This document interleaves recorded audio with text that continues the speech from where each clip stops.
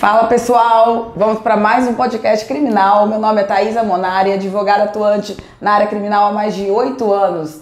E hoje nós temos um convidado super especial, que é o Dr. Marco Aurélio Almeida, presidente da Comissão do Tribunal de Júri da UAB de Maringá, advogado criminalista também, há mais de 7 anos, Marcos. Sim. Na comarca e atuando como advogado criminal nessa labuta aí do dia a dia.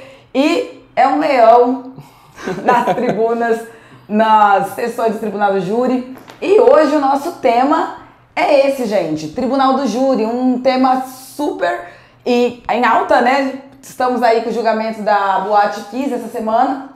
Então tá todo mundo assim, quem não conhece, não é da área do direito aí, tá conhecendo como que é uma tribuna, o que é um tribunal do júri, como que é dado esses trabalhos. E eu fiz questão de chamar o Dr. Marco porque ele é excelente. Lógico que há quem o chame de cabeça de bagre, vocês vão entender mais pra frente o porquê. Só que ele é um leão nas tribunas. E cumprimento aí, doutor, você hoje aqui, é um prazer tê-lo aqui com a gente. E vamos bater um papo aí sobre o Tribunal do Júri. Vamos. Conta pra gente aí um pouquinho do seu início da carreira, como que você começou, como que você escolheu essa área e soube, né, que esse era o caminho que queria trilhar, como que chegou aí às tribunas. Tudo bem, Thaisa, boa noite, ou bom dia, ou boa tarde a quem nos ouve. Primeiro, Thaisa, eu lhe agradeço imensamente pelo convite, por ter confiado a mim esse bate-papo tão profundo e complexo que é o Tribunal do Júri, que envolve tantas camadas, quer seja do espírito humano, da personalidade e até mesmo da técnica jurídica. É um assunto deveras complicado e eu espero, como retribuição, lhe dizer tudo que é aquilo que, certo ou errado, está implantado na minha alma de maneira mais sincera possível, sabendo que daqui a algum tempo pode ser que eu discorde com o que eu disse hoje, mas fazendo a ressalva que isso não tira o mérito do que eu estou afirmando, porque será a coisa mais sincera que eu posso lhe dizer. Thaisa, eu sou advogado de fato há 8 anos em fevereiro, por mais que não pareça, tenho apenas 30 anos de idade, mas eu entrei na faculdade muito cedo, eu terminei, já era advogado e comecei a advogar. Eu sempre falo que a advocacia, ela meio que surgiu na minha vida, a vida me levou à advocacia e depois o mercado me levou à advocacia criminal. Não foi nada planejado, por mais que seja muito mais bonito e organizado dizer que foi planejado, não foi. E é legal, assim, sem querer te interromper, até esse início, essa conversa, porque o nosso primeiro podcast foi justo sobre isso. Foi eu e a Camila discutindo esse início nosso na advocacia. E eu também tive um início assim que foi meio que fui jogada na advocacia, escolhi o direito e acabei advogando. Mas vamos lá, continua. E é exatamente o que aconteceu comigo. Uma confissão que eu nunca fiz é que eu nunca escolhi a advocacia. Eu não planejei ser advogado. A advocacia de fato surgiu na minha vida e enquanto eu era aluno de direito eu tinha uma certa ojeriza pela figura do advogado, justamente porque eu não sabia em que consistia o advogado, sobretudo o advogado criminalista. Mas ao longo da vida eu vejo que hoje a vida me levou, de fato, me formou para ser advogado, porque tudo que eu fazia anteriormente eu faço hoje, mas na advocacia. Por exemplo, eu lia bastante, não quero fazer uma pintura de alguém intelectual, não é isso, mas eu gostava de ler, por exemplo, peças de teatro, que tem quem chame o júri de teatro querendo desmerecer, mas não é. Teatro é uma das coisas mais maravilhosas. Você vai dizer o seguinte para o cidadão, ou seu Shakespeare. Porra, ser chamado de Shakespeare é mais do que um elogio, Agora né? eu entendo como você chega no plenário e realmente parece que você está atuando mesmo. Sim. Porque o Marco, ele chega no plenário e inclusive nas redes sociais dele, ele tem um canal no YouTube, gente, ele tem muitos vídeos também dele atuando em plenário. E ele é muito de recitar os poemas. Eu vou ser bem sincera, nós vamos discutir sobre a atuação aqui do Tribunal do Júri e o Dr. Marco vai concordar comigo, mas cada um tem um jeito individual, né, Marco, de atuar na tribuna. Se eu for recitar alguma coisa, só se for, acho que nem se for batatinha frita, eu não recito, porque eu não decoro esse tipo de coisa. E eu acho muito legal quem decora, e ele fala, ele argumenta, e ele recita os poemas, assim, eu fico maravilhada. Já fiz júri com ele, eu vou falar, vale a pena assistir. Vamos chegar nesse ponto mais pra frente, tá? Vamos sim. Mas a questão de, por exemplo, você falar que parece mesmo que eu tô num teatro ali, de fato eu penso o júri como se fosse uma peça teatral, porque eu preciso primeiro entender a história que está sendo julgada, eu preciso escrever o roteiro, eu preciso dirigir aquela peça, eu preciso atuar ainda.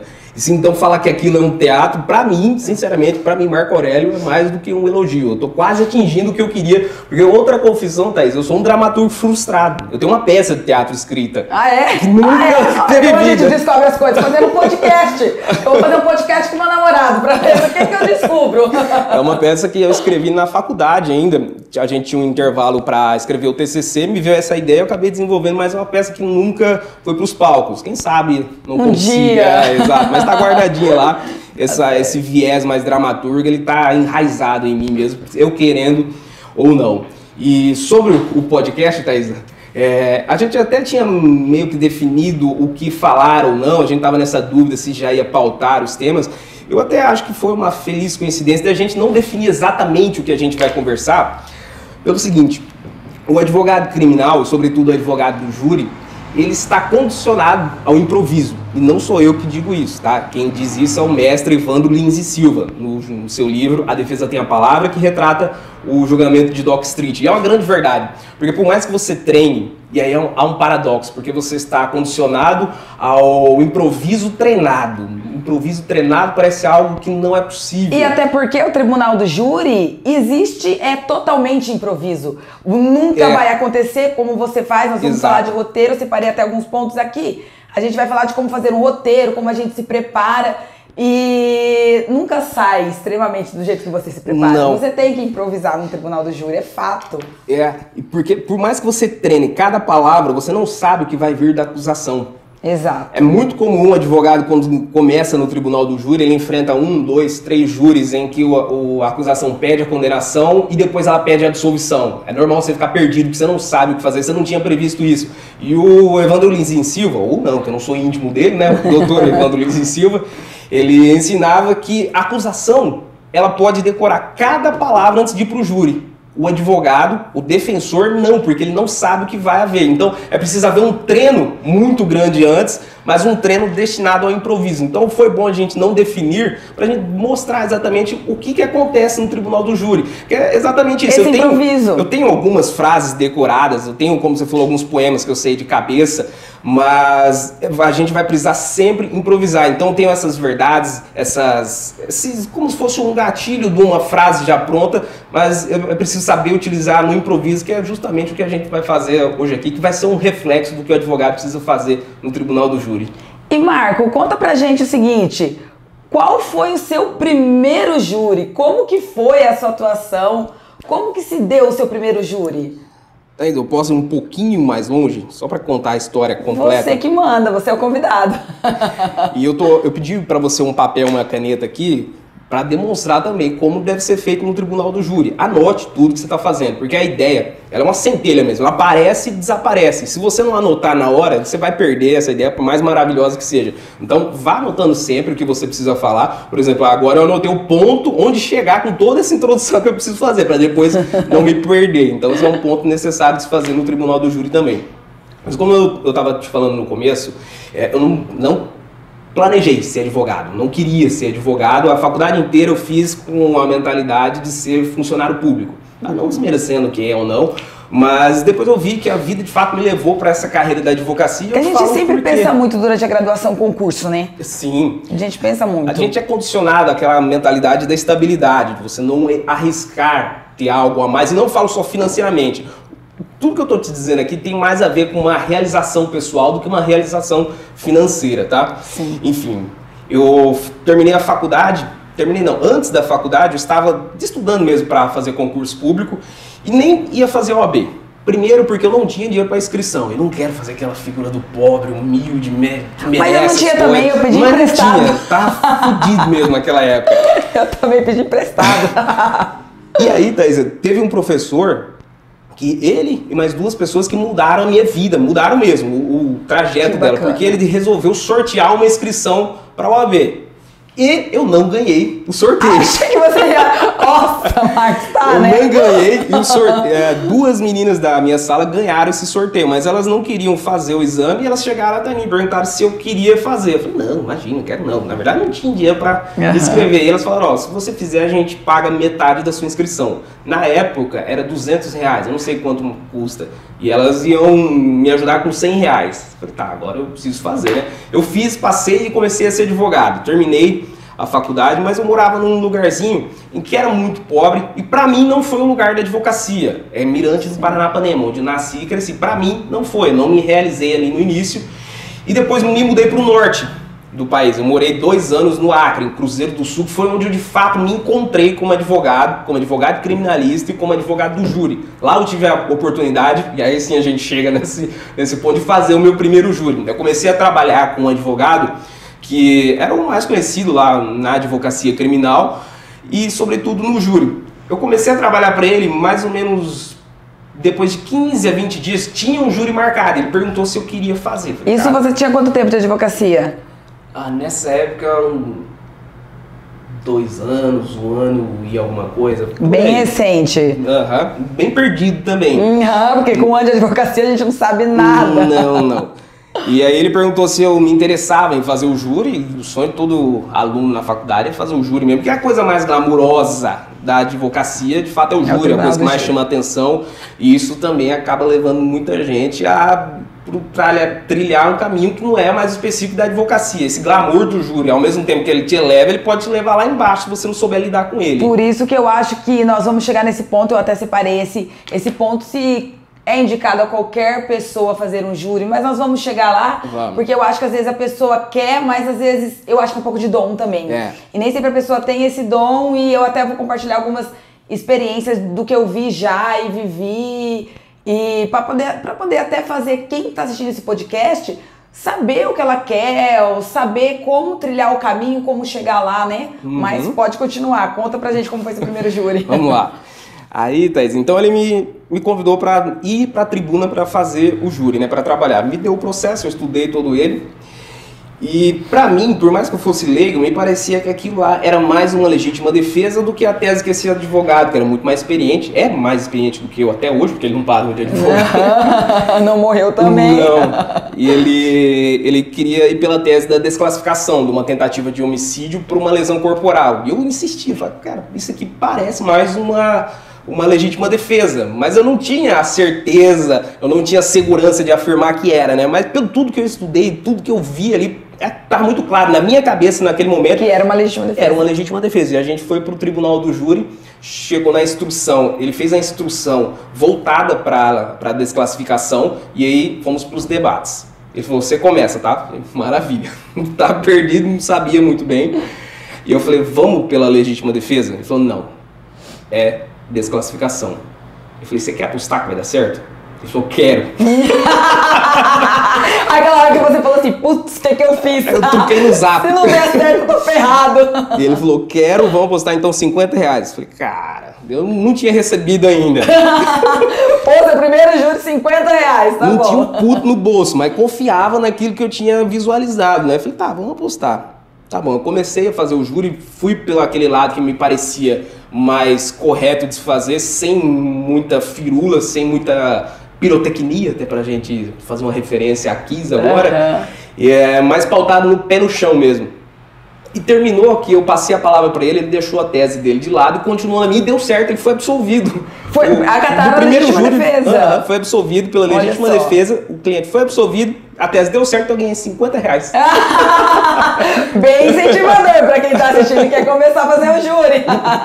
Mas é muito legal essa coisa do primeiro júri, da experiência, porque quando eu fui fazer o meu primeiro júri, na verdade, o meu cliente, ele é meu cliente até hoje, e ele não sabia também que era o meu primeiro júri, e ao contrário, eu não fui acompanhada de ninguém experiente, eu fui só eu, ele devia ter um ano e meio, 2 também de advocacia, e eu cheguei lá na hora, e era o ilustríssimo Dr. Edson Semensati, promotor mais experiente em tribunal de júri aqui de Maringá, né, Marco? Que nós temos, antigo na comarca, muito inteligente, muito atuante no tribunal do júri. Eu olhei e falei, eu estou ferrada. E eu cheguei no Dr. Edson e falei, doutor, é o seguinte, é o meu primeiro júri e eu estou desesperada de ver que é o senhor. Ele falou, fica tranquila, Porém, ele era um caso de tentativa e não tinha como alegar legítima defesa. Meu cliente tinha dado um disparo para acertar uma pessoa, acabou quase acertando outras duas que estavam no veículo, que não tinha nada a ver, e tinha sido uma tentativa. E eu falei, olha, fala, né, confessa, e vamos tentar desclassificar, né, tirar a tentativa simples e tirar, porque tinham mais 2 tentativas contra as 2 pessoas que estavam no veículo. E acabou dando certo, desclassificou para simples, e o Dr. Edson acabou até concordando com a tese também, o Ministério Público também foi favorável em desclassificação. E acabou dando tudo certo. E na hora dos cumprimentos ele falou assim, cumprimento, doutora Thaisa, que está aqui pela primeira vez no plenário. Eu ouvi a cara do meu cliente falar assim, puta, tô ferrado.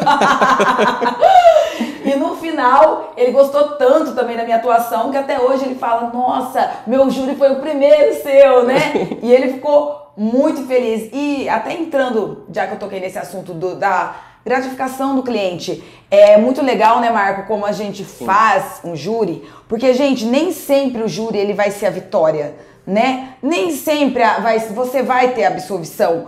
Muitas vezes vai ter a condenação, né, Marco? Mas aquela defesa que você faz, independente do caso ou do resultado, o que importa muito, eu acho que é a sua atuação no plenário. Se você faz uma boa defesa e o seu cliente fica satisfeito, mesmo que ele foi condenado, ele sabe que você fez um bom trabalho e ele fica satisfeito. Porque o cliente também sabe quando ele tá ferrado e quando ele não tá ferrado. Então, o que acontece?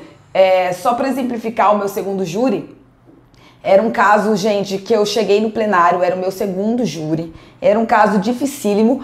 A vítima, antes de morrer, falou lá, agonizando quem que tinha sido, tava extremamente com provas. E eu cheguei, antes do debate, no meu cliente, falei assim, você não quer confessar? E ele falou assim, não. E ele sempre firme, não vou confessar. Tá bom, vai eu alegar, negativa de autoria era a tese.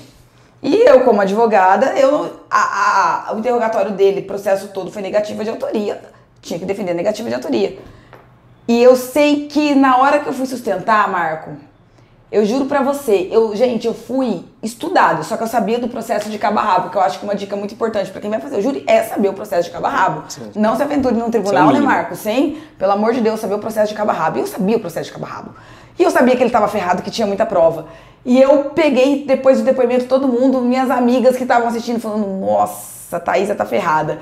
Eu peguei, gente, eu juro por Deus, que aquele dia eu falei, Deus, manda um milagre divino, porque eu não sei o que eu vou falar. Eu não sei, eu estou preparada, mas eu não sei o que eu vou falar. Sei que a hora que eu levantei, eu peguei o processo assim, fui na frente dos jurados e falei assim, eram vários volumes, devia ter uns 4 volumes, fui jogando os volumes assim, um a um, e falei assim, isso aqui é só papel, prova não tem nada, e eu vou provar pra vocês. E comecei a falar, no final do júri, óbvio, meu cliente foi condenado, porque a vítima falou quem que era antes de morrer, só que o mais gratificante foi quando eu sentei do lado do meu cliente, e ele olhou pra mim, com a cabeça baixa, e falou assim, nossa, doutora, até eu acreditei que não era eu.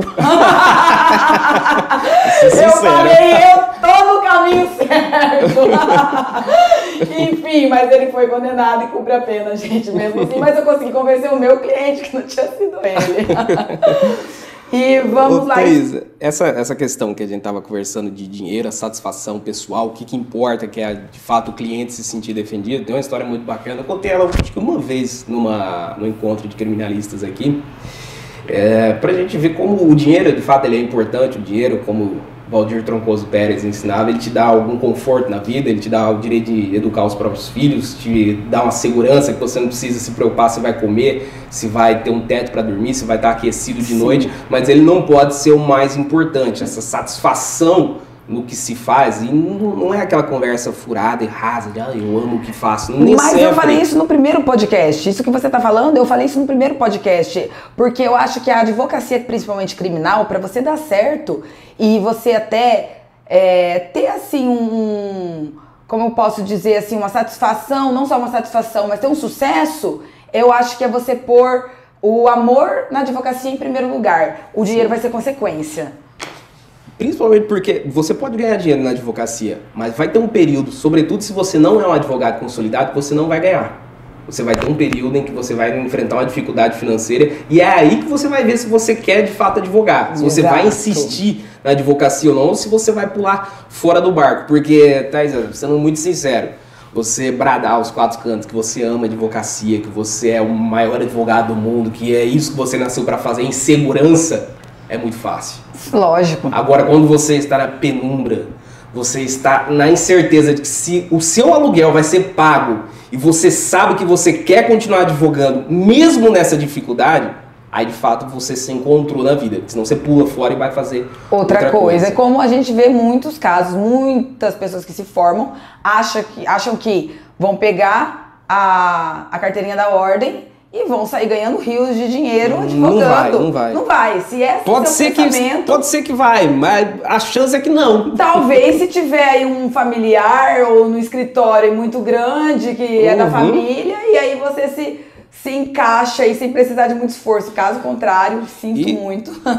E ainda nessa situação, porque a advocacia é confiança do seu cliente contigo. Pode ser que você pegue um vácuo bom de uma família que já tem a estrutura, mas na hora que você for o capitão desse barco, se os seus clientes não tiverem confiança em você, eles vão pular para outro mais seguro. E aí todo aquele glamour que você vislumbrava vai ser desmontado. Mas me permita só concluir aquela história que eu tava falando. Com certeza. Da satisfação de ser advogado. Isso foi um júri que eu fiz aqui em Maringá, faz muito tempo já. E infelizmente não tenho nada registrado. Nem o interrogatório do réu está completo, porque houve um erro na gravação, mas eu me lembro, nunca vou esquecer, eu espero que mesmo se eu tiver Alzheimer um dia, eu consiga contar para os meus netinhos essa história, porque ela foi muito satisfatória mesmo aquele dia.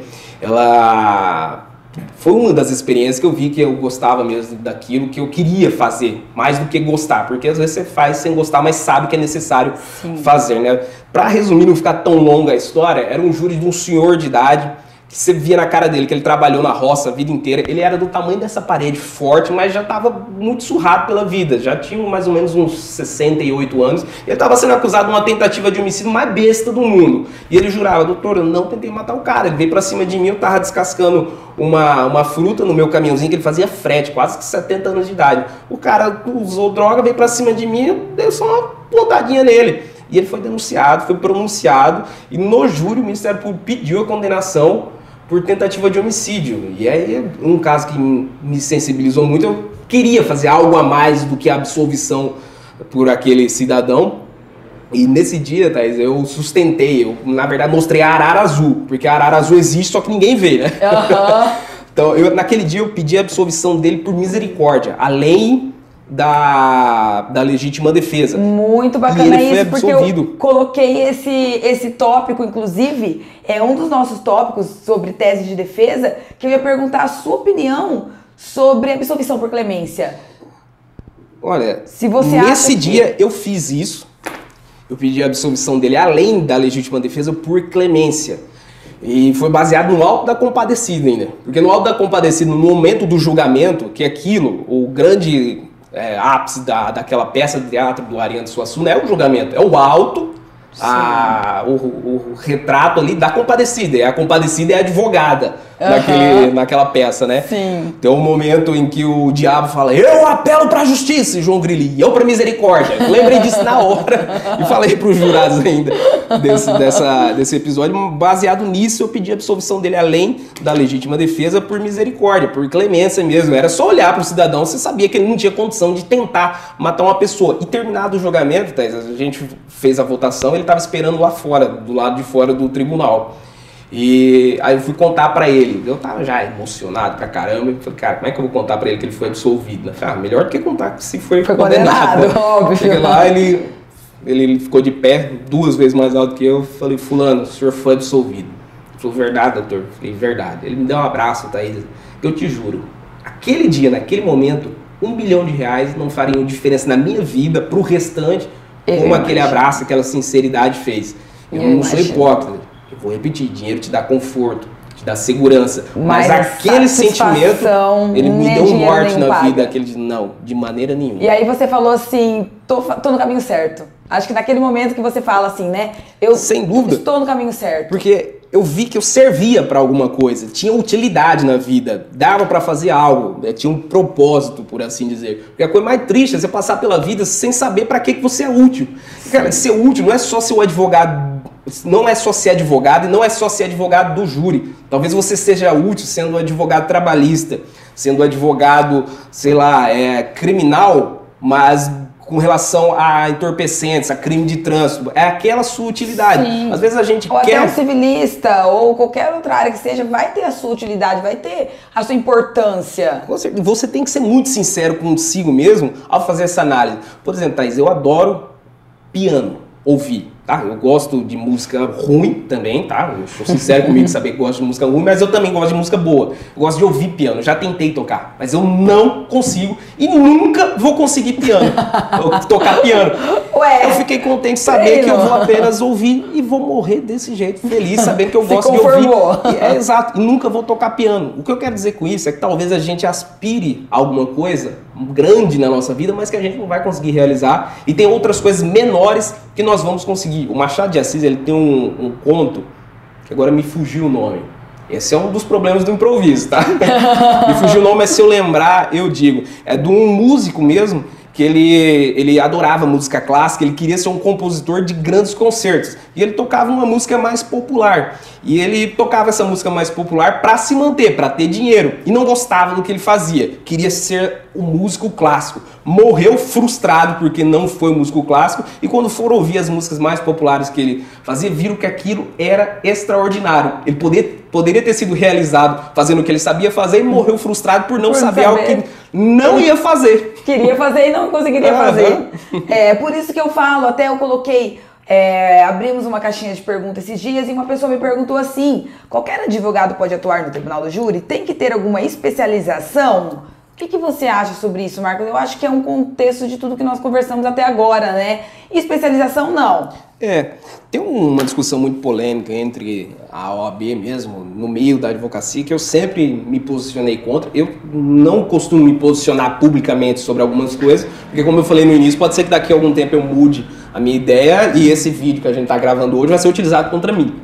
Sim. Mas com relação a, por exemplo, exigir do advogado para trabalhar no júri, que ele faça um curso específico, que tenha tantos júris para trabalhar sozinho no júri, eu sou absolutamente contra. Não, com Primeiro certeza. Porque tem gente que nunca fez um júri, tem um dom, como você, que foi o primeiro júri, pôs uma tese com um advogado experiente. Sim. Não colocaria, mas você conseguiu uma absolvição. Sim, e uma questão mais simples ainda, Thaisa. Quando você é aprovado no exame de ordem, você é advogado e pronto. Exato. O que você vai fazer depois é um problema seu e de quem te contrata. Exatamente. Tá? Então eu não vejo necessidade de haver especialização. Eu acho que tem que ter um pouco assim da pessoa, de senso da pessoa, né? E a pessoa saber pra que ela tem dom, entendeu? Porque não adianta nada também. Pô, eu sou super vergonhosa em falar em público, por exemplo, e querer fazer um júri. Esse caso desse júri que eu falei, que meu cliente acabou sendo absolvido, condenado, mas ele ficou satisfeito com a defesa, sustentei no meu tempo que eu tinha, na minha 1h30, e tinha um outro réu, cuja advogada era uma advogada nomeada, e era um caso muito complexo, muito embora ele era confesso, tinha várias circunstâncias ali para tentar quebrar uma qualificadora, que tinha muita prova a ser argumentada. E ela fez uma sustentação em 15 minutos. Então, assim, não desmerecendo o trabalho de nenhum colega, acho que todo trabalho, a pessoa estuda, existe um nervoso muito grande quando a gente vai para o tribunal do júri. Eu acho que até hoje a gente pode ter 10, 15, 20 júris, vai descer aquele suor no vão das costas. Exatamente. Então, dá aquele nervoso. Mas eu acho que a pessoa ela tem que estar preparada e ela tem que ver que, olha, eu sirvo para isso. Eu sirvo para isso. Eu vou falar que muitas vezes eu me perguntei, poxa vida, será que eu tô no caminho certo? Será que eu me dou para tribunal do júri? Porque é uma vida ali que eu tô defendendo. Sim. E às vezes eu penso assim, será que se um profissional mais bem qualificado, já me passou muitas vezes pela cabeça, mas assim, graças a Deus, até hoje todos os júris que eu fiz, independente do resultado, meus clientes, tanto que são meus clientes até hoje, sempre ficaram muito satisfeitos. Não tenho, né, do que falar disso. Mas eu acho que qualificação não, mas aí vai da pessoa, né, Marcos? Isso. Por exemplo, sobre tempo de sustentação, Thaisa. Vai de cada um. mas você tem um mínimo ali no tribunal do júri para, por exemplo, cumprimentar as pessoas. E aí, quando me perguntam como que eu faço, eu sempre respondo. Você começa, dizem, a defesa tem a palavra, que é o título do livro do Evandro Lins Silva, por mais que muita gente não saiba e prolifere essa frase por muitos lugares. Quando fala isso, você sempre treme, a mão começa a tremer, a garganta fica seca, a perna fica bamba. Isso é um reflexo da descarga de adrenalina. E aí a hora que você levanta e pega o microfone para fazer os cumprimentos, parece que vem um apagão assim, né? É exatamente isso. Esse é um reflexo da adrenalina que é para você fugir dali. O seu corpo entende que você está numa situação complicada. Então, ou você luta ou você foge. Você não pode nem lutar, que você não vai sair na porrada no tribunal do júri, nem fugir porque você precisa fazer a defesa. Você tá ali, você aceitou o encargo. Você precisa fazer alguma coisa. Se você começa já falando sobre a tese principal que você quer desenvolver, você vai ter um problema que você não vai conseguir desenvolver o raciocínio. Não. Você vai ter um apagão, você não vai lembrar de tudo, você precisa de um momento para se acalmar. E esse tempo dos cumprimentos é um tempo essencial e necessário para você fazer isso. Porque eu, via de regra, gasto 10, 15, 20 minutos cumprimentando todo mundo que está no júri. Todo mundo, desde o juiz, a pessoa que faz café, que está na plateia, o colega que está na defesa, porque até hoje nunca fiz um júri sozinho, tá? Sempre tinha alguém do meu lado. Então eu gasto esse tempo para me acalmar. Então é mais ou menos, vai dar de 10 a 15 minutos. Veja, nas primeiras defesas que eu fazia no júri, eu levava ao todo uns 40 minutos mais ou menos para fazer a defesa. Isso com o tempo eu fui adquirindo mais experiência, mais conteúdo. Sim. Naturalmente o tempo de defesa que para mim era necessário foi se aumentando. Era 50, 1 hora, 1h10, 1h15, até que uma vez eu falei 1h30 e não deu tempo de falar tudo. Certo? E esse é um ponto que o advogado tem que se ater. Porque se você não fala tudo no início, pode ser que você não tenha oportunidade de tréplica. Porque se o promotor não for para réplica... Você se lascou, o que você não falou não vai dar tempo de falar. Então foi uma evolução natural do tempo. Do tempo de duração. Até que num momento, eu estava refletindo faz pouco tempo, eu estava vendo que aquelas defesas, por mais que elas não fossem tão longas quanto alguns advogados fazem, não são sempre de 1h30, eram muito efetivas. Então eu tô voltando um pouco a fazer júris um pouco mais curto, sendo mais objetivo. E só fazendo um adendo, você falando agora, eu até comentei da colega, mas uma vez eu fiz um júri, vou confessar pra vocês que eu fiz um júri que eu defendi 10 minutos. E meu cliente foi absolvido, tá? Meu cliente foi absolvido. Gente, eu fui nomeada na comarca de Marialva para fazer um tribunal do júri. Eu era advogada do Corréu e era para defender vias de fato. Porque era conexão, o réu principal... É só o crime, não? O delito de vias de fato? Só o delito de vias de fato, porque o réu principal, digamos assim, o que tinha cometido o homicídio, estava denunciado pelo homicídio, e esse corréu que eu defendi, ele estava no vias de fato, porque antes do homicídio, o meu cliente, né, nomeado pelo Estado, tinha ido e tinha dado 2 tapas na cara da vítima e foi embora. Na verdade, era um caso até passional, era um crime por vingança, de traição. Aí o réu principal foi lá e matou a vítima por conta de ciúmes, por conta da traição. Então o meu cliente já tinha dado 2 tapas na cara dele, foi para vias de fato, pro tribunal do júri. E eu defendi 10 minutos, não tinha o que eu falar. A defesa ela tem que durar o tempo que for necessário. Sim. Se for muito, vai ser muito. É que você tem um tempo mínimo. Não adianta você ficar ali falando também, enchendo porque só falando... Você tem que compreender que hoje, e até tem um livro muito interessante sobre isso, chama O Mito do Advogado, é de Walter Bennett, que é um americano. Ele vai traçando um paralelo de como a advocacia chegou no auge de credibilidade, depois caiu e como a gente poderia voltar a esse auge de credibilidade. Então você tem que entender que você entra no tribunal do júri, você sendo advogado, a gente tem ali no mínimo 3 autoridades, 2,5, né? O juiz, o promotor e o advogado, que às vezes é meia autoridade. Por que eu estou falando isso? Porque a percepção do senso comum do homem médio, que vai ser o jurado, é que você não tem credibilidade, você precisa construir ela ao longo do julgamento. Então você Até porque a gente já entra no plenário a favor do réu, a gente já entra com essa desvantagem. Sim. Porque eles veem o advogado como a pessoa que está defendendo o criminoso, está defendendo... Exato. O lado errado, que infelizmente é um pensamento que tem que acabar, que tem que ser mudado. Inclusive, até fazendo um adendo assim, eu vejo muito, Marco, me corrija se eu estiver errado, eu percebi muito isso nos últimos júris, já até conversei sobre isso com você, Eu tenho visto muito que o que está vogando no momento dos jurados decidirem não é nem tanto a atuação do advogado. Lógico que eles têm prestado muita atenção. Eu vejo que os jurados hoje em dia têm prestado muita atenção no advogado. Só que eu tenho percebido que as pessoas elas têm analisado por si só as provas e o caso em concreto. E aquela ideia que eles tiram de acordo com as provas que eles veem, de acordo com o que eles visualizam ali do processo, eles julgam.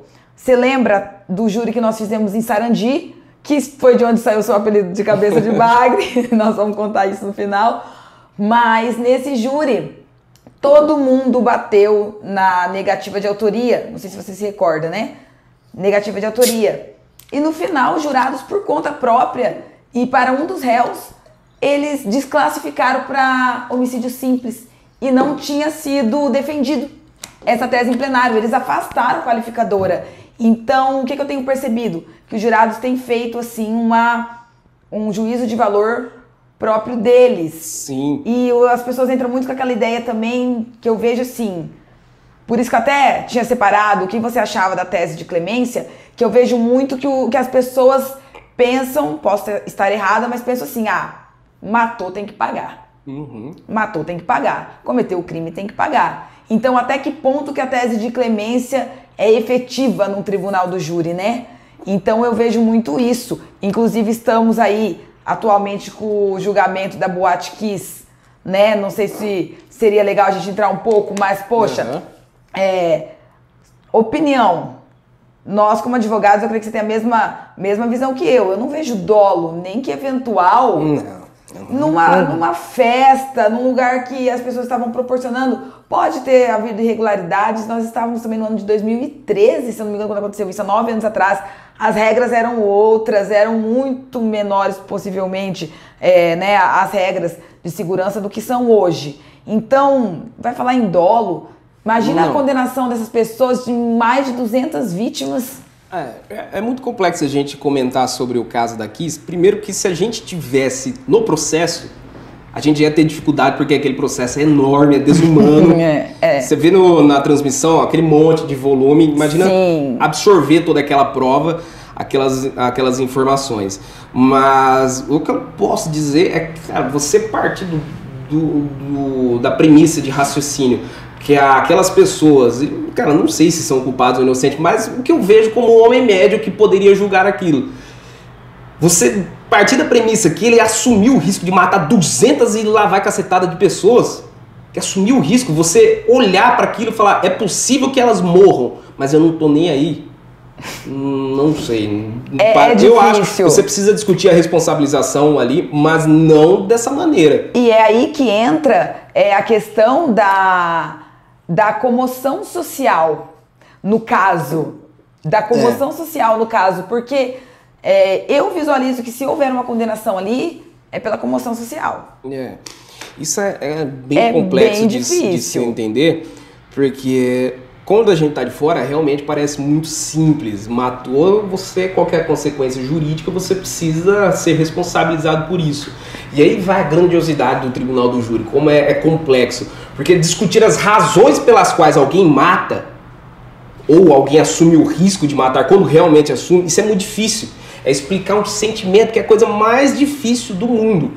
Explicar um sentimento no tribunal do júri é mais difícil ainda. Porque você tem um réu que às vezes ele agiu, ele acabou no mundo real matando uma pessoa por conta de um sentimento que é profundo, e você, além de explicar, você tem que fazer o jurado sentir aquilo que ele sentiu para ele poder compreender e bem julgar. Nesses momentos, Thaís, ele se integrar no caso, né? Se pôr no caso, se pôr no lugar dali do réu também. Então, nesses momentos que eu costumo utilizar, às vezes, algum poema, por exemplo, porque poema é uma coisa complexa de se utilizar no júri, tá? Não decore simplesmente um poema e saia declamando, porque se você fizer isso sem o mínimo de técnica, de percepção, de sensibilidade, se aquele é um momento ou não, você vai parecer um puta cara arrogante.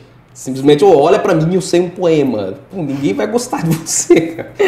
Agora, se você consegue encaixar aquilo no meio do seu discurso, vai ficar mais legal. E como que eu acho que pode ser utilizado um poema, por exemplo, ou as artes no geral, Thaisa? Porque eu já utilizei poema, já utilizei crônica, já utilizei sermão do padre Antônio Vieira, utilizei uma variedade de coisas. O poema eu tento utilizar quando eu preciso demonstrar um sentimento, mas por palavras, por meio da prosa, eu não conseguiria. Então me vale do verso nesse momento.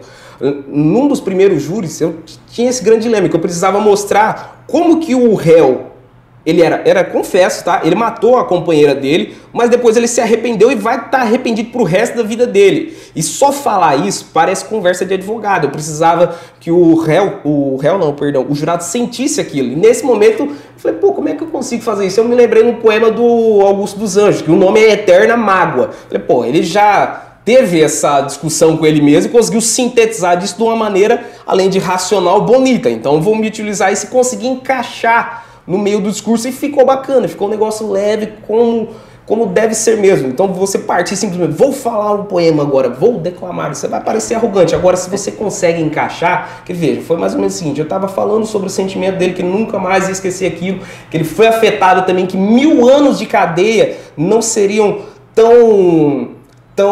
não teriam tanta influência nele como o próprio sentimento que vai remoer para o resto da vida. E aí Augusto dos Anjos escreve: o homem por sobre quem caiu a praga da tristeza do mundo. A praga da tristeza do mundo.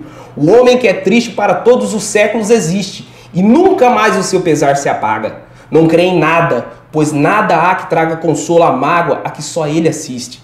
Quer resistir, mas quanto mais resiste, mais se lhe aumenta e se lhe afunda a chaga. Sabe que sofre, mas o que não sabe é que essa mágoa infinda assim não cabe na sua vida. É que essa mágoa infinda transpõe a vida do seu corpo inerme. E quando esse homem se transforma em verme, é essa mágoa que o acompanha ainda. É um poema curto, mas efetivo para mostrar um sentimento. Eu não teria decorado nem as duas primeiras. Eu já teria ali parado e falado, dá licença, eu vou pegar um papelzinho aqui e vou ler um poema para vocês. Por isso que ele é o presidente da comissão do Tribunal do Júri, gente. Entenderam? Mas saiba como utilizar, porque não é todo júri que eu utilizo de um poema ou de uma citação, porque às vezes não cabe naquela defesa que você está fazendo. E como eu te falei, você vai só passar por alguém um pouco arrogante. Exatamente, e até você falando isso, eu queria perguntar para você assim, a preparação para o plenário do Tribunal do Júri, por exemplo, igual você falou agora, tem que ter uma lógica, eu não vou ali do nada declamar um poema ou vou citar uma frase, algo fora do contexto, tá? E para quem está começando a fazer o júri, você faz um roteiro, você escreve tudo que você vai falar, você guarda na cabeça, como que é essa preparação? Como você faz a preparação, o material que você vai levar para o plenário? A gente precisa ser bem sincero com quem está ouvindo e está no começo da advocacia, Thaisa, que eu não posso falar, faça isso que vai dar certo. Por quê? Eu sou uma pessoa singular, assim como você. Tem coisas que aconteceram na minha vida que me tocam de uma maneira que não tocam no seu interior. Sim. Tem coisas que eu compreendo melhor que você. Então, cada um vai ter um estilo. Gostou do meu estilo? Maravilha, fico feliz com isso. Gostou do estilo de um outro advogado que você viu na internet? Maravilha. Se inspire nele, mas não tente copiá-lo. Exato. Porque essas coisas que eu falo, que vêm do meu raciocínio, elas têm uma construção de 30 anos. Sim. Eu demorei 30 anos para compreender essas coisas. Então, uma frase estruturada, que eu consigo, no momento, às vezes, de esperteza, naquele momento de lucidez, eu demorei 30 anos para construir isso. Você do nada, você pode querer citar a mesma frase, e esse que é o grande problema. Você vê um advogado fazendo alguma coisa, você quer fazer igual, mas você não tem a mesma estrada daquele advogado para saber como ele chegou ali. E você vai se embananar nesse momento. Você vai fazer a mesma citação e um promotor mais esperto vai te redarguir de uma maneira que você não sabe como responder e aquele advogado que você viu saberia. Então tudo que você vê, essas dicas, primeiro que não existe receita de bolo para você fazer um tribunal do júri. Exatamente. Entenda qual que é o seu perfil e absorva aquilo que se encaixe ao seu perfil. Estude o processo, vai e faça a defesa. Que é igual você falou, eu concordo plenamente. Eu já tive experiências assim, de no início ficar assistindo advogados que a gente fala, nossa, esse advogado é bom, esse advogado é referência. Aí você querer, às vezes, adotar um perfil que não é o seu perfil e você acabar chegando no plenário e se enroscando na sua defesa, porque você quer adotar um perfil que não é seu. Exato. Você quer falar do modo que você não fala. Então eu acho que cada um tem que ter o seu perfil individual. O segredo é estude o processo. Eu costumo fazer um roteirinho antes, assim, mais assim, das teses, dos meus cumprimentos. Eu já vi advogado que escreve tudo que vai falar. Nossa, não consigo. Eu tenho na cabeça, eu monto tópicos, eu estudo o processo, estudo a doutrina e vou pra cima ali da defesa da minha forma, da minha maneira, explicando, seja de uma forma didática ou que nem você que tem essa forma, assim, a gente fala teatral, mas o tribunal não é um teatro, porém você tem o seu jeito específico de fazer. Eu me conheço para isso, tá? Tem muita coisa que eu não sei como eu sou e preciso me conhecer, mas pelo menos para trabalhar no Tribunal do Júri eu me conheço, eu sei que eu tenho um viés, como eu disse no começo, mais dramático. De dramaturgo mesmo. Eu sou voltado. Dramático, acho que eu queria essa frase mesmo, essa palavra pra você. Eu sou voltado ao emocional. Esse é meu perfil, esse é meu perfil de advogado. Eu conheço toda a técnica, não, né? Não posso falar isso, mas eu conheço a técnica do Tribunal do Júri, eu conheço a técnica do processo penal, mas o meu perfil é mais emocional, não é o perfil de uma defesa mais racional, por mais que a emoção seja racional também e a razão seja emocional. Mas o que eu quero dizer é que esse é meu perfil. Se você tem um perfil um pouco diferente, adapte, não tente só copiar. Você estava perguntando como é que eu faço para ir pro plenário. Primeiro, Thaís, eu tento absorver a prova do processo. A prova, ela está interiorizada dentro de mim. Eu parar na minha cama de noite, eu consigo me imaginar dentro do processo, andando por onde o réu andou, fazendo tudo que ele fez. Às vezes eu até vou no lugar onde aconteceu o crime para ter a visualização de tudo que realmente aconteceu. E depois de absorver aquela prova, como falava Valdir Troncoso Pérez, eu tento estruturar o raciocínio, porque primeiro é difícil ter a ideia do que você vai falar. Essa é uma das partes mais difíceis. Você teve a ideia, pode ser que na sua cabeça a ideia esteja muito clara e faça sentido, mas na hora de expor essa ideia, que é o grande problema, porque às vezes você não consegue expor de uma maneira que a outra pessoa compreenda. Entenda, exato. E mais do que ter a ideia, mais do que saber o que fazer no Tribunal do Júri, você precisa se fazer compreender. Não adianta nada você falar uma coisa que você mesmo não está entendendo o que você está falando. E se essa coisa faz sentido para você, não faz para o jurado. Não importa isso. O que importa é você conseguir se comunicar e o jurado entender aquilo que você está falando. Então eu tento racionalizar, sabe? Eu estou partindo desse ponto para chegar nesse, o que eu faço nesse caminho. E aí, às vezes, escrevo tudo que eu quero falar, mas geralmente nunca falo tudo que eu escrevo. Porque é muito difícil. Como a gente estava conversando no começo, a gente está fadado ao improviso. Sim. Mas eu tento deixar mais ou menos estruturada a ideia. Porque a gente tem uma pedra bruta, que é a ideia, um diamantezinho que está no meio de uma rocha, e a gente precisa ir lapidando. Então eu tento, às vezes, escrever para organizar o raciocínio e chegar pelo menos com o raciocínio organizado no Tribunal do Júri. Saber onde eu estou, aonde eu quero chegar e como chegar nesse meio tempo. E aí eu vou me valendo desses artifícios que para mim é um pouco natural, como por exemplo literatura, alguma inspiração na música, e música num sentido geral, tá? Eu falo de música no Tribunal do Júri, eu já perguntei para vários advogados, já tentei encontrar, e eu acho que o meu grande ponto de estudo no Tribunal do Júri é tentar compreender essa questão, que para mim o Tribunal do Júri e a música era muito parecida. Porque o Tribunal do Júri, e eu falo de novo, pra mim, é emoção. Apenas emoção. É fazer, compreender uma ideia por meio da emoção. E a música é isso. Você ouve e ela gera um sentimento dentro de você. E para mim o grande paradoxo, a paradoxo a ser entendido, é que a música, às vezes em 3, 4, no máximo 5 minutos, ela te leva a um êxtase que você no discurso demora 1h30. Para conseguir. Olha, veja o tempo que a gente está conversando. Para eu poder esquentar e talvez mostrar um pouco do que eu sou de fato ali, mostrar as minhas ideias e me fazer compreendido, eu demorei esse tempo todo. Numa música, em 4 minutos, a pessoa consegue fazer isso.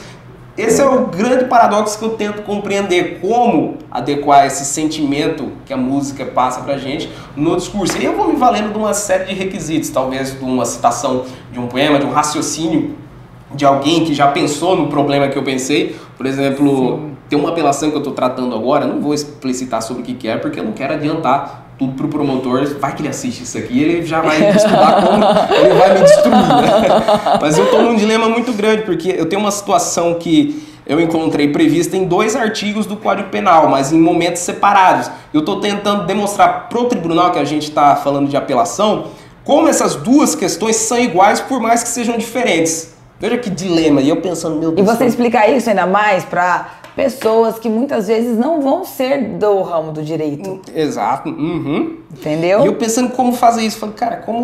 Nesse Porque caso aqui... jurados, qualquer pessoa, gente, se inscreve para jurado. Douglas quer ser jurado? Vai lá, se inscreve. Vai lá na primeira vara criminal, se inscreve. Não tem nada no ramo do direito. Você pode ser jurado. Então, nem sempre a gente vai ter um estudante de direito ali na bancada para a gente poder explicar e poder... ele poder entender essas coisas técnicas. E nesse caso aqui eu tô falando pro desembargador, mas serve pro jurado também, tá? Como 2 coisas que não são a mesma coisa, são a mesma coisa ao mesmo tempo. E olha como a vida, eu sou cristão, mas eu acredito nos desígnios de Deus, por mais que eu não os entenda. E eu tava tentando encontrar um meio de falar sobre isso. Porque eu pensei assim, eu tô doido. Eu compreendo o que eu quero fazer, mas não faz sentido. Até que eu fui numa palestra aqui, faz pouco tempo, do professor Nailor, aqui de Maringá, e ele falou novamente sobre um sermão do padre Antônio Vieira, que ele já tinha falado, eu já conhecia, mas eu não lembrava, que era o sermão da 3ª dominga do Advento. Nesse sermão, o padre Antônio Vieira trata exatamente dessa questão. Como uma pessoa diferente pode ser a mesma ao mesmo tempo, vivendo em épocas diferentes. Ele trata da questão de se João Batista era Elias ou não. E porque João Batista ele falou que não era Elias, mas o Cristo falou que ele era Elias. E ele parte exatamente do problema que eu estou analisando. Como 2 pessoas ou 2 coisas diferentes pode ser a mesma. E ele já resolveu esse problema.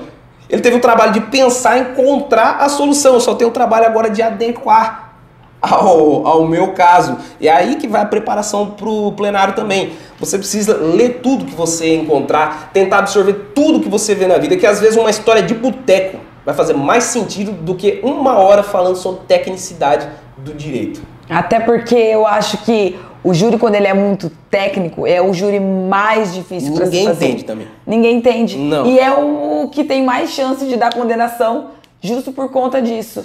No caso da Boate Kiss mesmo, a gente vai falar de dolo. O que é dolo? Dolo é vontade.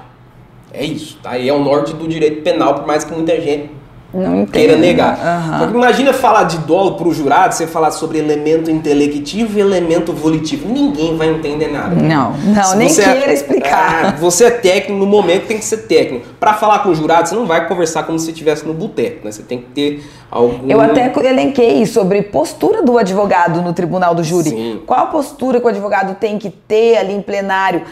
Nós estamos acompanhando o júri da Boate Kiss ao vivo e nós vemos vários tipos de posturas, desde Sim. posturas muito sérias, muito técnicas, até algumas posturas igual um colega discutindo com o juiz para querer 10 minutos, 20 minutos a mais numa janta. Talvez se a postura dele tivesse sido um pouco diferente no momento de falar com o magistrado, não querer impor, nem obrigar o magistrado a dar 10 ou 20 minutos, mas ter pedido uma certa educação e falar, excelência, minha equipe é grande, o senhor não me concede 10 minutos a mais para que a gente possa se deslocar, mas se não tiver como, sem problema, eu duvido que esse pedido teria sido negado. Mas a forma de se pôr fez até que a plateia aplaudisse o juiz perante os jurados. Olha a imagem que isso causou, a imagem negativa do advogado já perante os jurados. Isso é muito complexo porque você está ao vivo ali, você está de imediato, você precisa pensar na hora.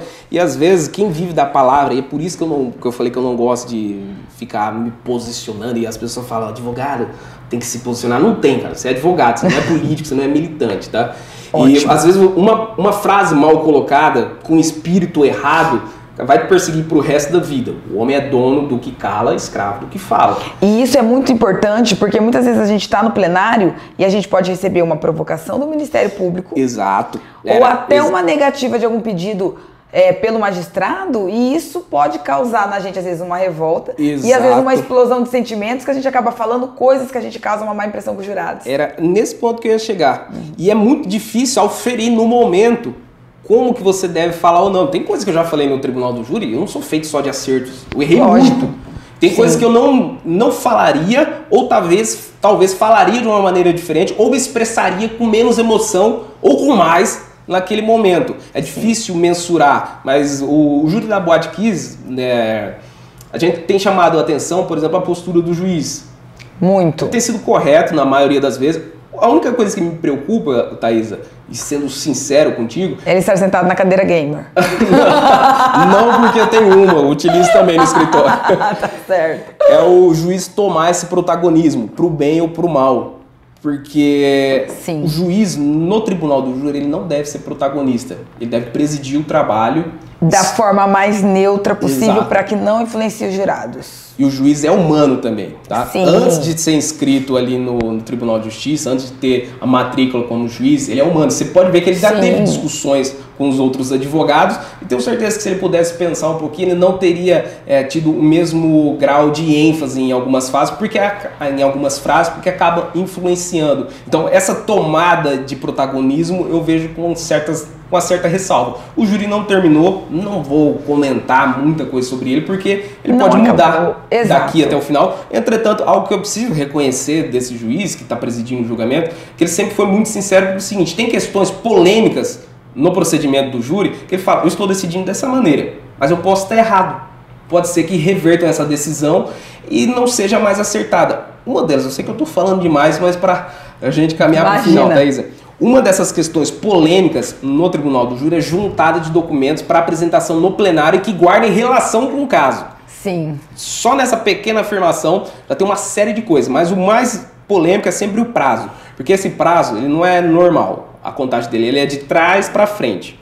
Você conta ele aqui, 1, 2, 3, exclui mais um. Esse é o raciocínio mais utilizado. Porém, tem gente que não calcula dessa maneira o prazo. E é aí o que eu falo para os advogados, cara, tá com dúvida? Junta uma semana antes, você não vai ter problema. Até foi muitas vezes que eu te liguei e nós já discutimos, Marcos, será que eu junto esse documento? Será que dá tempo ainda? Porque às vezes vem ou surge, ou até mesmo o familiar vem 2 dias antes e fala assim, nossa, tem um documento, eu tenho um fato para te falar que eu não falei o processo inteiro, eu vou falar agora. Até mesmo o réu.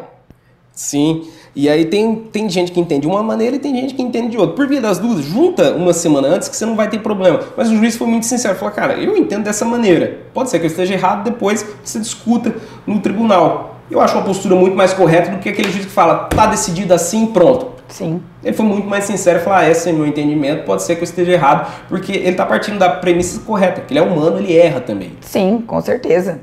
Com certeza. Não tem nem sombra de dúvidas. Nossa, eu fiz muito. Eu acho que não vai dar nem pra gente falar tudo que tem aqui no nosso... Foi estratégia minha para eu poder voltar aqui. Ah, entendi. Você quer fazer o parte 2, né? Questão de inquirição de testemunhas. Estamos aí acompanhando o júri da Boate Kiss e foi muito questionado algumas perguntas para principalmente vítimas. Teve advogados que falaram assim, em respeito às vítimas, a defesa não faz pergunta. É estratégia, porque a gente não é por nada, lógico que a gente é humano, mas se a gente achar que tem que fazer uma pergunta para a vítima, nós vamos ter que fazer, nós não temos escolha, nós temos que perguntar. Então, assim, postura na hora de inquirir. O que pesa? Ser humano ou ser advogado?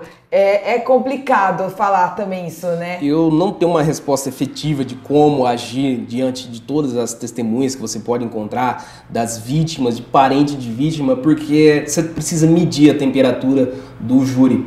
O júri ele depende do humor, para começar, de 7 jurados.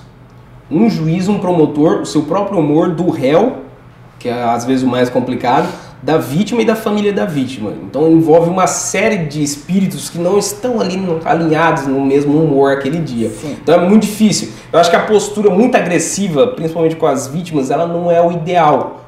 Por mais que às vezes você precise ser um pouco mais ríspido, com a vítima ou com uma testemunha. Mas ela não é o mais ideal. Até porque às vezes vem aquela testemunha que você vê que tá mentindo. Complicado. Aí você tem que ser um pouco mais ríspido e você tem que colocá-la mais ali contra a parede. Mas eu acho que a gente mede muito isso na hora ali, né? Medir a febre na hora, no momento. Sim. Até porque quando a gente vai pro plenário, nós já tivemos um contato com essas testemunhas, com essa vítima, que é a primeira fase da preparação ali do plenário, né? A primeira fase mesmo. Então nós temos a audiência de instrução. Então a gente meio que já sabe qual que é o comportamento daquela vítima, daquela testemunha. E você precisa entender como as pessoas te veem, as pessoas do do processo, que estão envolvidos no processo. Por exemplo, a esposa de uma vítima que foi morta, um homicídio consumado, ela não vai gostar de você enquanto advogado. Porque você está defendendo a pessoa que matou o marido dela. O marido dela pode ter feito a coisa mais errada do mundo, mas ela vai entender que o errado foi a pessoa que matou. Essa é uma perspectiva dela, certo ou errado, não vem ao caso discutir. Mas você precisa compreender que tudo que você perguntar para ela, certo ou errado, por mais profundo e correto que seja, ela vai interpretar mal e vai te dar uma resposta ríspida.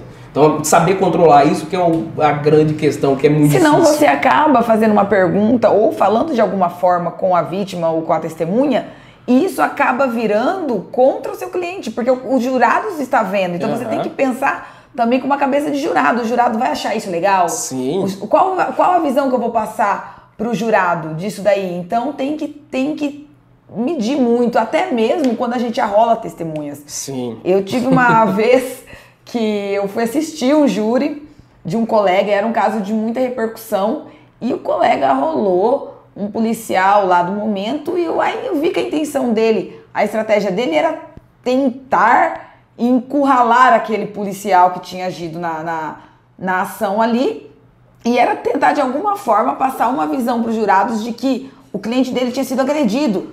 E muito pelo contrário, foi um caso de tanta repercussão que a polícia praticamente salvou aquele réu, porque ele seria linchado pela população. Então a polícia tirou ele do local, colocou ele na viatura, e aí ele arrolou e começou, e ficou uma coisa assim tão feia ali na hora do júri. E até depois esse policial sentou ali na plateia e nós começamos a trocar ideia, e ele falou assim: poxa, mas eu salvei o cara ali na situação, só que isso acabou sendo demonstrado e acabou ficando feio para o advogado. Não sei se ele não tinha estudado ou não pensou, ou ele quis fazer um teatro que não saiu legal, e ficou uma coisa assim bem feia mesmo assim no júri. O colega passou vergonha no débito ali. Então tem que pensar muito bem, bolar as perguntas, a forma de inquirir, quem você arrola, tem que ser pensado, não só como achar que vai fazer um teatro e fazer um teatro feio. Sim. Tem que ser uma coisa muito pensada, muito calculada, eu acho. A gente pode até marcar em outra oportunidade e conversar mais aprofundado com isso, porque a maneira como você pergunta faz muita diferença. Faz muita. Uma coisa é eu perguntar: Thaisa, você viu meu celular? Outra pergunta: Thaisa, você viu meu celular? Olha como a entonação já muda. Exato. Então, saber como perguntar, às vezes até a melodia da sua pergunta influencia, mas isso é uma questão muito mais complexa. Que eu acho que dá pra gente marcar uma hora aí pra passar só a inquirição. E até aproveitando, queria saber a sua opinião. O seguinte: muito em alta hoje o assunto de não responder as perguntas do Ministério Público, só respondo a defesa. Essa postura no tribunal do júri, perante os jurados, qual a sua opinião sobre isso? Eu já fiz as duas coisas. Tanto responder juiz, promotor, jurado, plateia, papagaio, todo mundo, quanto responder somente a mim. Não responder nem o juiz, principalmente o promotor, mas vai do júri. Eu não chego com a ideia já definida de não vai responder ninguém além de mim, ou não. Já teve júri de que eu falei pro réu não me responder. Cara, eu não vou responder ninguém. Que era mais interessante que de fato ele não respondesse. Mas é preciso medir no tribunal o que vai ser melhor aquele dia. E principalmente o seu cliente, né? Porque tem uns que só abre a boca para se condenar também, né? Porque você tem que, como você falou, Thaís, pensar como jurado. Às vezes, ficar em silêncio pode ser mal interpretado pelo jurado e ele não fundamenta. É o que eu penso. Aí a gente peca pela tecnicidade. Fala, pô, mas o silêncio não pode ser interpretado contra o réu, blá, blá, blá, blá. Mas blá, a gente tá falando com pessoas que não são técnicas. Então você tem que saber se aquele silêncio não vai interferir de maneira negativa para o julgamento daquele Até porque os jurados não têm que fundamentar. E a gente sabe que o silêncio não pode ser interpretado contra ele em uma decisão judicial, a gente não pode fundamentar. Mas os jurados ali, a visão que ele está vendo íntima dele... Nessas ocasiões que eu falei pro réu não responder, tá? Elas foram mais exceção do que regra, para não responder às outras pessoas. Mas eram porque eram júris que estavam sendo conduzidos de uma maneira agressiva e desrespeitosa com o réu. E aí o jurado compreende por que eu falo para ele não responder mais ninguém. Porque até não porque tem na por que hora da responder. sustentação você pode explicar também sobre isso. Se a pessoa te pergunta com a intenção de te menosprezar, de te humilhar, de tentar mostrar que você é mentiroso falando a verdade, é melhor você não responder. Mas se de outro lado, e aí que tá a grande sacada de tentar compreender como é que tá indo o julgamento. Se o promotor está sendo educado, o juiz está sendo educado, está fazendo as perguntas na medida correta, de forma objetiva, com educação, talvez não responder soe mal, não pegue bem. Até porque os jurados vão pensar assim, pô, mas por que ele não quer responder, o juiz e o promotor? E aí é a grande questão de não haver uma regra para isso. Você tem que saber medir na hora, isso demanda experiência, ser experimentado no júri. E a gente aproveitando, falando de interrogatório, postura do réu no plenário, você orienta o cliente de alguma forma a alguma postura? Por exemplo, eu mesma sempre falo pro meu cliente, não é pra ficar com a cabeça baixa. Eu falo pra eles, se você tiver com a cabeça baixa, eu vou sentar do seu lado, eu vou dar um tapa na tua nuca, eu falo pra eles. Porque eles têm mania de entrar no plenário e ficar na cadeira assim, com a cabeça baixa, naquela, como que eu posso dizer, naquela posição já como se estivesse submisso àquilo. E então eu falo pra ele, não, é sempre sentado de cabeça erguida, olhando, vendo, não olhando muito para os jurados, né? Porque às vezes os jurados ficam com medo também, falar, nossa, o que o cara que está sendo julgado tá olhando para mim, vai marcar meu rosto, né? Então eu falo, ó, sempre senta, cabeça reta, nada de cabeça baixa. Eu mesma sempre peço para a família levar uma muda de roupa, para não entrar com aquela roupa da casa de custódia, parecendo o condenado da série do Netflix. Então eu peço sempre assim, ó, manda uma muda de roupa, se troca, algemas, questão de algemas, né? Assim, a gente, pelo menos aqui em Maringá, nós não temos muito problema com isso. Eles sempre ficam mais algemados no pé, mas algemas na mão eu sempre peço para retirar. Dependendo que algumas comarcas não mantêm, né? Por questão de segurança. Eu ia contar uma história, mas não fica bem contar em público. Eu te conto em off depois. Né? O advogado também tem que saber o que não falar, tá? Sim, sim. Mas com relação a roupas, pra gente, de fato, encerrar pelo menos por hoje, Thaisa, você tem que compreender enquanto advogado que, como a gente tava conversando, quem vai julgar é um homem comum, tá? Uma pessoa média da sociedade. E roupa é uma expressão da pessoa também. Há conceitos e preconceitos da maneira como você se veste. Até porque eu falo de roupa, porque o que acontece? O réu, ele já entra no plenário, réu. Então ele já entra. Se você entra com aquela camisa aqui em Maringá, aquela camiseta branca e a calça laranja, você tá lascado, meu amigo. Aí você entra com esse som no tribunal. Tic, tic, tic, que é a sua algema do pé andando. Cara, acabou. Tá? Exatamente. Isso é ruim demais. Mas você não pode exagerar também. Porque teve uma vez que eu pedi para levarem uma roupa mais social, pô, ficou muito fora da aparência daquele réu. Não que você não possa usar uma roupa social, mas você olha pra pessoa, não combinou. Ficou forçar demais. Colocaram até um óculos nele que, pô, quando você, por exemplo, o nosso amigo aqui usa óculos, eu também uso, é que eu tô sem. Fica uma coisa natural, mas quando a pessoa não usa e coloca, cara, fica muito artificial. Parece que ela tá olhando pra você falando o tempo todo, tá vendo? E até legal essa questão da roupa pra mostrar pros jurados que, poxa, é uma pessoa comum. Porque qual que é a essência do tribunal do júri? É você julgar os seus pares. Exato. Então é mostrar que aquela pessoa, ela é como o próprio jurado que tá ali sentado. Essa questão de julgar os pares, anota pra gente conversar com mais profundidade numa próxima, tá? Que isso aí demanda muito mais tempo e é um assunto talvez o mais complexo, o mais necessário do júri, que é um igual de julgar. Porque uma coisa, a sociedade ela é dividida em micro-sociedades. Uma coisa são os valores de quem frequenta, por exemplo, o country club. É uma micro-sociedade. Outra coisa é de quem frequenta o bar do bairro, aquele bar mais pobre. São valores diferentes. Se você colocar uma pessoa dessa sociedade para julgar aquela ou aquela para julgar essa, são realidades diferentes. E infelizmente a gente não tem visto mais no tribunal do júri, por exemplo, o dono do boteco, a cabeleireira, a manicure, aquele marceneiro. O que a gente vê, infelizmente, são funcionários públicos e de uma elite. Porque são pessoas que ganham mais dinheiro e têm outros valores, têm valores muito diferentes daqueles que geralmente são julgados pelo tribunal do júri. A gente precisava trazer de volta essa essência das pessoas julgando aqueles que são próximos dela. Até porque essa é a essência do tribunal do júri. Por Exato. Isso, né, que foi formado o tribunal do júri. E para a gente caminhar aqui para o final, não ficar tão extenso aí o nosso podcast, nós vamos ter que marcar outro, porque não foi nem metade da nossa pauta. Vamos falar de situações engraçadas também que acontecem no tribunal do júri, entrando aí no cabeça de bagre, que agora vocês vão entender. provocações do Ministério Público. Gente, às vezes a gente se depara, né, Marco, com situações, digamos assim, engraçadas. Nós fizemos um júri na comarca de Sarandi uma vez, um júri longo, que foram de 2 dias. 2 dias. Eram vários advogados, que eram 4, 5 réus, era isso? Mais ou menos? Ah, era por aí. Eram uns 4, 5 réus, caso super complexo, vários advogados, até porque acabavam que um réu tinha lá o escritório com 2 colegas e ia, né, assim, até eu acho que você atuou junto com outro colega aqui para um réu. E o que acontece? No discurso ali, você defendeu, você falou de balística, falou sobre, acho que um laudo, né, de balística, algo assim. De microcomparação balística. Isso mesmo.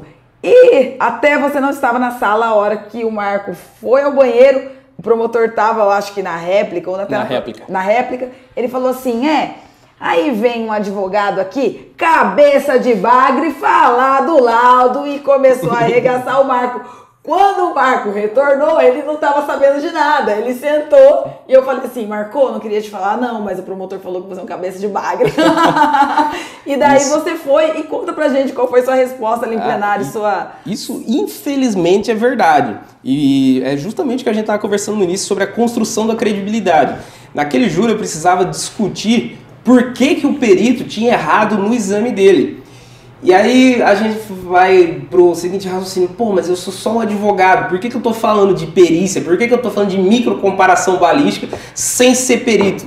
Pela simples razão, eu estudei isso, eu conheço a fundo a perícia, eu conheço profundamente do que eu tô falando por um simples motivo, Thaís, o conhecimento está nos livros. Basta ler aquilo e compreender para discutir. Não preciso ser taxado como alguém, o fulano de tal, para discutir alguma coisa. Não, basta se interessar e estudar que você tem condições de discutir aquilo. E aí você tem que construir essa credibilidade durante o julgamento. E eu consegui, eu acredito naquele julgamento, você estava presente, pode falar pra gente depois sobre isso, eu consegui demonstrar por que o laudo estava errado, que a microcomparação não tem muito segredo, meu amigo. Você compara 2 coisas, elas não são idênticas, pronto, não saiu do mesmo cano, até pelo menos da arma. Cada arma, ela faz aquela marca na Exato, e aí, vendo toda a acusação ruir naquele momento, ele apelou pra baixaria, para me xingar. Já fui ofendido outras vezes no tribunal do júri, e aí por questões muito mais complexas, deu uma briga muito maior. Mas nesse caso foi tão besta que eu falei, puta merda, eu lembro que você voltou e você deu uma resposta muito, não sei se você consegue se lembrar. Eu lembro, nunca vou esquecer também. Eu voltei... Não é todo dia que alguém chama a gente de cabeça de bagre, né? Não é todo dia que você é xingado no plenário. Eu voltei e o promotor saiu. Eu comecei a falar, exatamente. Eu lembro até hoje a resposta que eu dei pra ele. Falei, poxa, doutor, cabeça de bagre. Na 5ª série me chamavam de coisas muito mais ofensivas. O senhor está tão competente hoje que não conseguiu nem me ofender. E foi muito boa essa atuação. Eu falei, nossa, ótima resposta. Porque eu acho que vai muito ali do ânimo de cada um. Eu já ia olhar e eu acho que eu ia ter interrompido para naquele momento que ele me xingasse. E então, assim, vai muito da pessoa e eu acho que a gente tem que ter essa lisura, tem que ter essa postura no plenário de saber que você pode ser provocado e qual a reação que você vai ter. Porque é muito melhor uma reação como a que você teve, que você deu uma resposta ali à altura e ficou bem visto ali perante os jurados. Foi muito, muito, muito bacana. E... Marco, dá aí uma dica para quem quer começar nessa área, uma dica para quem quer entrar no tribunal do júri, quer poder, né, sentir essa essência que é a tribuna. Thaisa, eu vou te falar o que fez diferença para mim e aí quem estiver ouvindo interprete da maneira que for melhor para ele, tá? Eu não vou dar um direcionamento como se fosse um robô, faça isso que vai dar certo, porque não existe um milagre, tá? Não adianta te falar, faça isso e aquilo todo dia que você vai ter sucesso no tribunal do júri. Cara, eu não sei se eu vou ter sucesso, porque minha carreira ainda é recente. Eu tenho de tribunal do júri mais ou menos 6 anos, 6 anos e meio. Então tem um longo caminho para saber se vai ter sucesso. Então eu não vou ser leviano a ponto de dizer para a pessoa, faça isso que você vai ter sucesso. Até porque hoje você tem um jeito de lidar, daqui 20 anos, pode ser que a sua postura em plenário ou a sua forma de defender seja completamente diferente. Com certeza. O que fez diferença para mim nesse período todo, nos raciocínios, foi literatura. Isso foi o grande diferencial. O direito, E o Valdir Troncoso Pérez tinha um raciocínio interessante que ele citava, agora não lembro qual poeta, que ele falava que o direito não é cultura, saber direito não é cultura, direito é um instrumento, direito é regra. É como se você morar numa casa, você abre um livro de regras e estão lá as regras. Saber direito não é cultura. Cultura é tentar compreender a alma humana. E ele falava, nesse ponto eu discordo do mestre, que um barbeiro, um físico e um gari entendem tanto da alma humana quanto um barbeiro suburbano. Eu acho que não, eu acho que o barbeiro entende mais do que um astrofísico, por exemplo, porque ele lida com o ser humano diariamente enquanto está cortando cabelo, enquanto está conversando. Então, para mim, o que fez diferença foi isso, porque a literatura, e a literatura que eu gosto, ela trata da alma humana mesmo, dos dramas, dos dilemas que, por vezes, acabam no tribunal do júri. Isso que fez diferença para mim, eu acredito que vai continuar fazendo diferença, e se puder te ajudar de alguma maneira, faça isso também. Marco, muito obrigada pela sua presença aqui hoje. Foi o nosso podcast falando do Tribunal do Júri com o Dr. Marco Aurélio. As redes sociais dele, página também, o YouTube, qual que é? Eu sinceramente não lembro, Thaisa, porque o YouTube... Olha só, mas a gente coloca na descrição do vídeo, tá legal? Porque ele tem muitos vídeos de atuação, nunca gravei, eu vou começar a gravar. O próximo júri eu vou gravar, vou gravar pro canal. O Instagram eu lembro, é marcoaurelio.dealmeida. Aqui o YouTube, eu nunca utilizei ele como uma maneira, uma plataforma, é uma espécie de um portfólio que eu vou guardando ali, mas você encontra facilmente nas minhas redes sociais. Entra no meu Instagram que você vai encontrar. Vamos colocar aqui na descrição do vídeo também, tá legal? E ele tem muito material, é muito bacana, pessoal. E que tomara que esse podcast tenha servido aí para vocês pegarem aí um pouquinho do que é o Tribunal do Júri. E vamos agradecer a todos e até uma próxima. Vamos marcar uma próxima, né, Marco? Obrigado, Thaís. Eu agradeço pela oportunidade. Vou estar sempre à disposição para a gente ter um bate-papo desse, que a gente tratou de questões complexas, profundas, de uma maneira bem simples, de uma maneira agradável de se ouvir. Estarei sempre à sua disposição. Obrigado. E é assim que nós pretendemos ainda trazer muito material, muito conteúdo aqui para o nosso canal. As nossas redes sociais também vão estar ali na descrição do vídeo, pessoal. Siga, curta a página, a gente fica por hoje.